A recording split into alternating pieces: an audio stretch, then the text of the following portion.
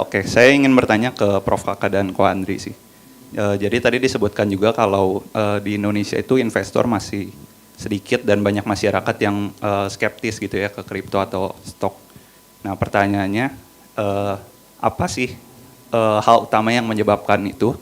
Kemudian kalau Prof. Kakak dan Ko Andri menjadi regulator di bidang tersebut, apa yang akan dilakukan?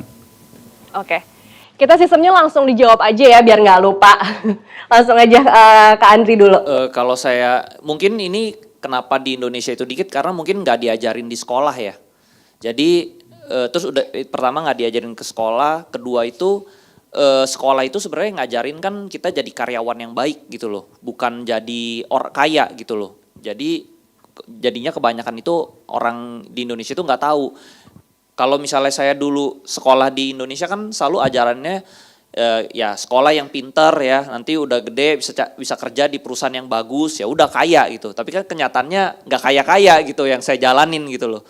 Sedangkan kalau di luar negeri itu kan udah sangat jadi pas saya kuliah di luar negeri itu bursa saham itu sebenarnya udah dijelasin dari kuliah gitu loh. Jadi mungkin lebih edukasinya lebih soal keuangan mereka lebih nggak tabu ya. Jadi orang Amerika juga lebih terbuka kalau ngomongin uang gitu. Kalau di Indonesia mungkin agak sedikit tabu ya kalau ngomong uang, gaji gitu loh. Mungkin itu kali ya. Nah kalau saya jadi regulator mungkin saya di sekolah-sekolah diajarin dari dini ya gitu bahwa jadi kaya itu nggak salah gitu loh. Karena kalau kita mau nolongin orang lain juga kita harus kaya. Kalau kita nggak kaya gimana kita bisa nolong? Kalau kita nggak bisa nolongin diri sendiri gimana kita bisa nolongin orang lain gitu loh menurut saya. Oke, kalau dari Prof. Kakak? Jawabannya memang karena masih baru. Kalau kita ngomong di US itu kan udah dari 1900 awal tuh udah ada stock market.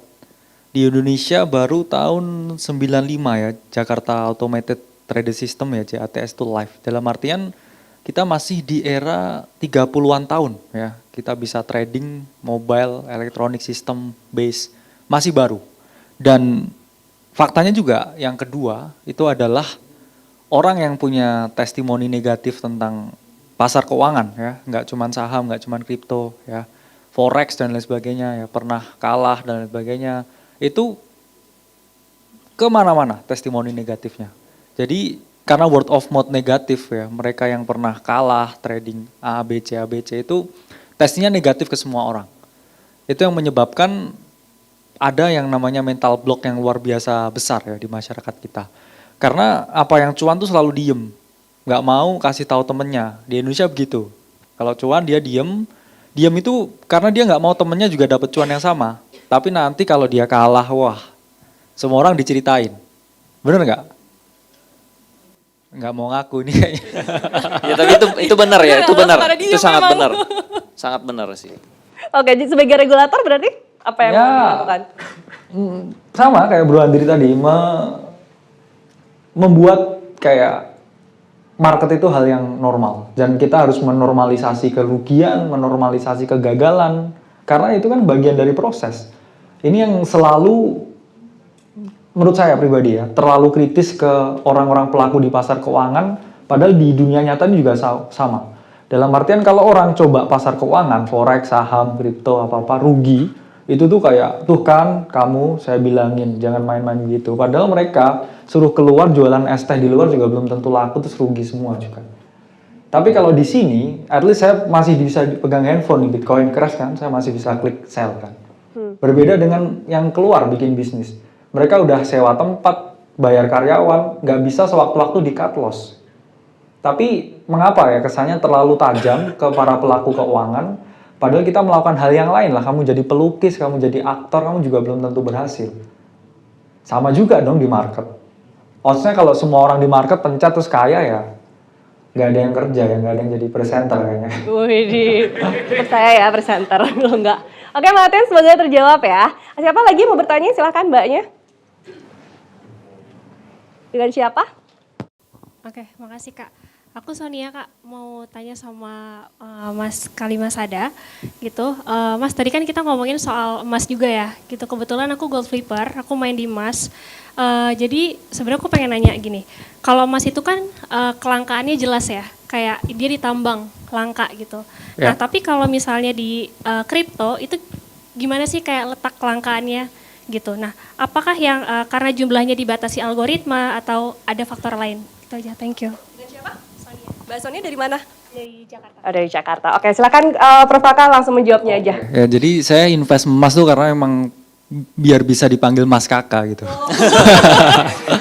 Enggak ya, bercanda ya. Dia bercanda, Jadi silakan. ya ini memang ya, emas itu hal negatifnya ya, yang mana berbeda dengan Bitcoin, emas itu supply-nya nggak bisa diukur. Bisa saja tiba-tiba di Papua Nugini gitu ya, salah satu pulau kecilnya itu kayak ada tambang emas yang itu bisa menyebabkan supply-nya melonjak drastis.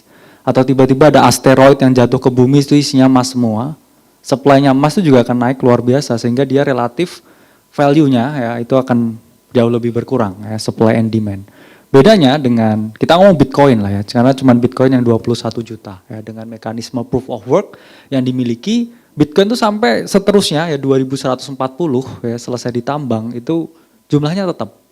Nah, itu dua hal yang membedakan yang mengapa emas ini relatif lebih inferior dibandingkan Bitcoin dari segi supply-nya. Karena itu tadi, Bitcoin memang udah algoritmanya ya didesain ini maksimal 21 juta dengan ya tenaga komputasi yang jauh lebih sulit untuk unlock Bitcoin-nya. Semakin tinggi ya, dulu kamu masih pakai handphone bisa nambang Bitcoin. Pakai laptop satu bisa, sekarang segini rig-nya ya. Itu buat dapat 0, berapa Bitcoin. Itu menunjukkan apa? Dia desain untuk lebih sulit setiap waktunya. Nah, itu yang membedakan dengan emas. Tapi ya emas lebih oke-nya karena dia sudah dilegitimasi secara monetary system. Banyak bank sentral itu sudah membeli emas dan dari awal tahun posisinya beli emas.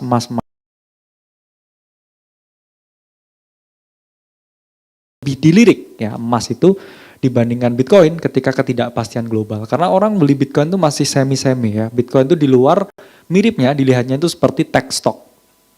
Ya, dalam satu bracket. Oke, ini finance, tech, the same thing. Berbeda ya dengan gold yang memang udah dari fear on udah ada gold kayaknya. Jadi ya itu yang membedakan. Legitimasi, mungkin belum Bitcoin belum ke sana. Mungkin nanti. Oke, Sonia semoga terjawab ya. Sekarang